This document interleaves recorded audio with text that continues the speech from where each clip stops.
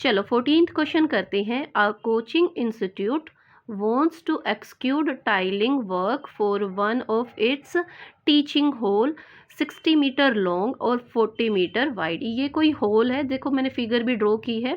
Whole हमारा rectangular form में ही है जिसकी लेंथ हमें दी हुई है। देखो लॉन्ग मतलब लेंथ, तो 60 मीटर लॉन्ग दिया है, तो ये है हमारे पास इसकी लेंथ 60 मीटर और 40 metre wide. Wide means breadth हमें दे रखी है, ठीक है, 40 मीटर ब्रेथ है। अब जो है फ्लोर के ऊपर क्या बिछानी है, हमें टाइल्स बिछानी है।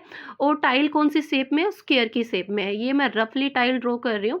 तो यहाँ से आप लोगों को आइडिया क्या आ रहा है कि जो नंबर ऑफ टाइल निकाल सकते हैं हम, कितनी टाइल लगेंगी, वो कैसे निकालेंगे। जो हमारे पास होल का एरिया है उसको हम डिवाइड कर देते हैं 1 टाइल के एरिया से। अब टाइल हमारे पास, ध्यान देखना, हम निकालेंगे नंबर ऑफ टाइल, कितनी टाइल्स की हमें रिक्वायरमेंट है। ये तो मैंने देखो रफली फिगर ड्रॉ की है, इनको काउंट करने मत बैठ जाना, मैं क्वेश्चन आप लोगों को एक्सप्लेन करना चाह रही थी। और टाइल हमारी स्क्वायर की शेप में है जिसकी जो है हमें क्या दे रखी, साइड दे रखी है 0.4 मीटर। तो चलो अब हम क्वेश्चन को सोल्व करना स्टार्ट करते हैं। जैसा कि मैंने आप लोगों को पहले ही बताया था, हम क्या निकालेंगे, नंबर ऑफ टाइल्स रिक्वायर्ड, कितनी टाइल रिक्वायर होंगी। तो हम वो कैसे निकालेंगे, एरिया ऑफ होल, उसको डिवाइड कर देंगे, divide by area of 1 tile. देखो जो होल का एरिया आएगा उसको अगर हम 1 टाइल के एरिया से डिवाइड करेंगे तो हमें मिल जाएगी नंबर ऑफ टाइल्स। होल जो कि आपको पता है रेक्टेंगुलर फिगर है, तो इसका हम जो है एरिया, रेक्टेंगल का एरिया वाला फॉर्मूला लगाएंगे। और टाइल, टाइल आपको पता है स्क्वायर की फिगर में है। तो ठीक है, चलो अभी फॉर्मूला पुट करते हैं। रेक्टेंगल का एरिया निकालने का फॉर्मूला क्या होता है, length into breadth divide by square का एरिया क्या होता है, ए स्क्वायर। देखो लेंथ हमें को देखो फिगर में मैंने मेंशन करा कि लेंथ है 60 मीटर, तो यहाँ पे हम 60 मीटर लिखेंगे। देन इनटू में लिखेंगे ब्रेथ कितनी है 40 मीटर। देन बार लगाएंगे, बार का साइन लगाएंगे। और टाइल हमारी किस फॉर्म में है, स्क्वायर की फॉर्म में है, जिसकी एक साइड क्या है 0.4 मीटर में है ये भी। तो यहाँ पे हमने लिखा 0.4। अब देखो डेसिमल मैंने रिमूव किया तो ऊपर हम लोगों ने 10 इंटू 10 कर दिया। 4 के टेबल से काटते हैं, 4 10 जा, देखो मीटर से ये मीटर भी कैंसिल हो जाएगा। इसी तरह से ये 4 मीटर से 16 मीटर को जब काटते हैं, डिवाइड करते हैं, तो हमारे पास सिर्फ 15 रहता है। हमारे पास न्यूमरेटर में क्या रहा, 15 इंटू 10 इंटू 10 इंटू 10, और इनको मल्टीप्लाई कराएंगे तो 15,000 आता है। ये हमारे पास क्या आया है, नंबर ऑफ टाइल्स रिक्वायर्ड। अब हमें निकालनी है कॉस्ट, और एक टाइल की कॉस्ट दे रखी है हमें 15 रुपीज़। तो हमें टोटल कॉस्ट बतानी है कि टाइल्स की कॉस्ट कितनी होगी।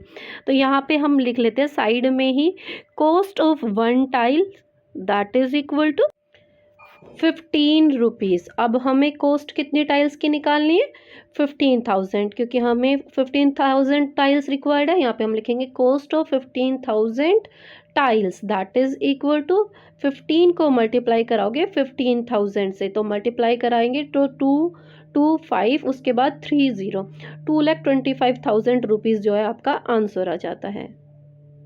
चलो जी एमसीक्यू का लास्ट क्वेश्चन करते हैं। Length of a room is double it's breath. यहाँ पे आप लोगों को क्या बताया गया है, जो लेंथ है एक रूम की वो क्या है, ब्रेथ से डबल है। अभी जितना हमें समझ में आया उतना ही हम सोल्व भी कर लेते हैं। यहाँ हमें गिवन नहीं है लेंथ ब्रेथ, तो हम ब्रेथ को अज्यूम करेंगे। ब्रेथ हमारी है x, तो हमारे पास लेंथ क्या है, लेंथ डबल है ना ब्रेथ का, तो 2x आ गया हमारे पास। अब क्वेश्चन में आगे देखिए, the cost of colouring the ceiling. जो सीलिंग जो है हमारे रूम की क्या होती है, छत होती है ऊपर वाली, एट 25 पर मीटर स्क्वायर इज 5,000। कहता है छत को ना कलर कराने का कॉस्ट, टोटल कॉस्ट आता है 5,000 रुपीज़। अभी देखो, आप देखोगे किसी भी रूम की जो छत है, जो सीलिंग है, वो हमारे रेक्टेंगुलर फॉर्म में होती है। तो हमें जो ये रेक्टेंगल को कलर करने का टोटल कॉस्ट पता है। यहाँ पे हमें गिवन क्या है, इस रेक्टेंगल को की कलर करने की टोटल कॉस्ट आई है 5,000 रुपीज़। और यहाँ पे ये भी बताया गया कि किस कॉस्ट से क्या है, 25 पर मीटर स्क्वायर से। किसी भी एरिया को पेंट कराने की कॉस्ट कैसे आती है? देखो, cost of painting of ceiling that is equal to, ceiling को अगर हमें पेंट कराना है तो हमें क्या पता होना चाहिए? सीलिंग का एरिया पता होना चाहिए, that is equal to area of ceiling into, साथ में पर मीटर स्क्वायर की कॉस्ट भी हमें पता होनी चाहिए, into cost of 1 metre square, cost of painting 1 metre square. अब जो ये cost of painting of ceiling है, इसके प्लेस पे जो हमें कॉस्ट दी है ना 5000, वो हम लिख देते हैं यहाँ पे। और जो एरिया ऑफ सीलिंग कैसे आएगा?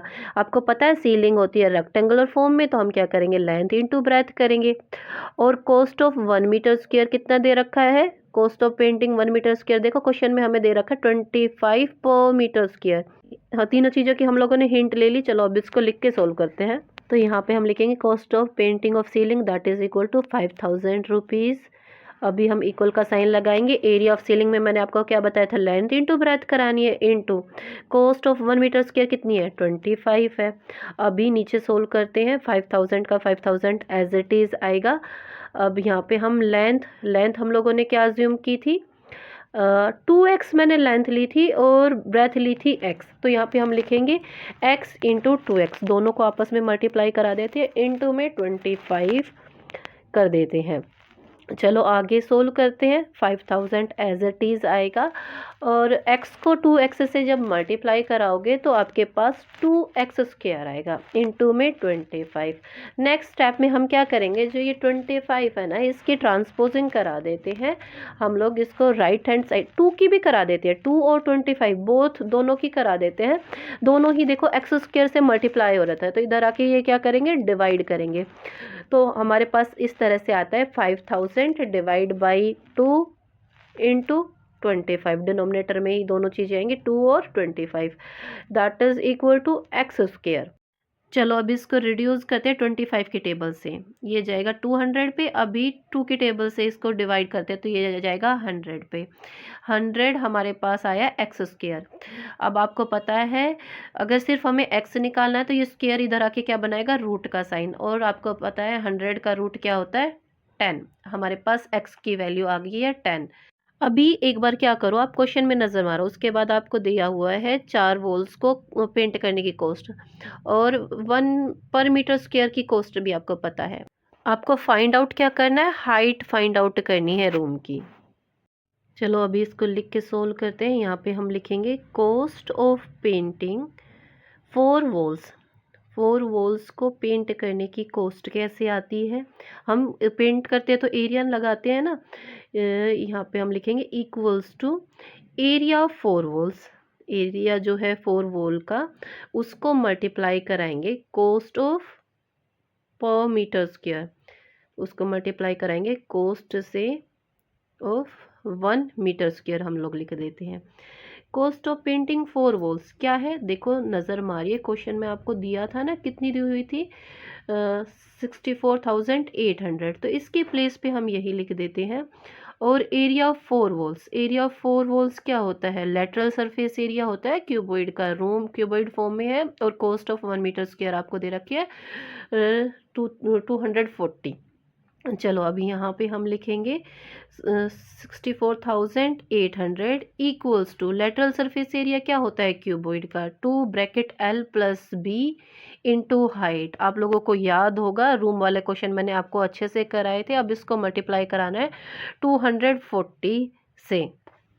चलो आगे का हम यहाँ ऊपर सोल्व कर लेते, स्पेस है हमारे पास 64,800। देखो राइट हैंड साइड में 2 और 240 जो है मल्टीप्लाई हो रहे हैं, ये पूरी जो भी अलजेब्रिक एक्सप्रेशन से, तो हम इनको ना इनकी ट्रांसपोजिंग कर सकते हैं। लेफ्ट हैंड साइड इधर आके क्या करेंगे? डिवाइड करेंगे, divide by 2 into 240, that is equal to रह क्या गया हमारे पास? L प्लस बी ब्रैकेट के अंदर है ये, और मल्टीप्लाई बाई हाइट। ठीक है, 0 से 0 कैंसिल कर देते हैं। अब इसको देखो 2 की टेबल से रिड्यूस करते हैं तो हमारे पास आएगा 32410। अब वापस से इसको 2 की 2 12 जा 24 और उस पर 2 की टेबल से डिवाइड करेंगे तो 162 और एक ज़ीरो आएगा, है ना। अब इसको ना हम ऐसे करते हैं, 6 की टेबल से रिड्यूस करा देते हैं। 6 2 जा 12 और 6 2 जा 12, रह क्या गया 4, 6 7 जा 42 और ज़ीरो की ज़ीरो। अब वापस से इसको 2 की टेबल से रिड्यूस कराते हैं। 2 1 जा 2, 2 3 जा 6 और 2 5 जा 10। अभी हमारे पास सिर्फ रह गया 135 इक्वल्स टू, ब्रैकेट के अंदर हमारे पास है l प्लस बी इंटू में हाइट। ओके, देखो अभी हमने लेंथ और ब्रेथ नहीं निकाली, हमें x मिला था। x हमारे पास ब्रेथ था, x तो हमारे पास 10 है, ब्रेथ हमारे पास 10 है, तो लेंथ हमारे पास 2x, 2 को 10 से मल्टीप्लाई कराएंगे, x की वैल्यू फाइंड आउट कर ली ना हमने, तो 20। अब चलो इनकी वैल्यूज़ भी पुट कर देते हैं। 130 इक्वल्स टू 10 प्लस 20, 10 और 20 को ऐड करेंगे और ब्रैकेट क्लोज कर देते हैं, multiply by height. 130 equals to 10 में 20 ऐड किया, 30 इंटू हाइट। अब देखो इस 30 की ट्रांसपोजिंग करा देते हैं लेफ्ट हैंड साइड, ये हाइट से मल्टीप्लाई हो रहा था तो इधर आके ये क्या करेगा, डिवाइड करेगा। इस तरह से हमारे पास हाइट आएगी। कैंसिल करते हैं, 5 6 जा 30, 5 2 जा 10 और 5 7 जा 35। अब इसको हम सीधा 6 की टेबल से ही डिवाइड कर देते हैं। डेसिमल में हमारा आंसर आएगा 4.5 जो है हमारे पास हाइट आ जाती है।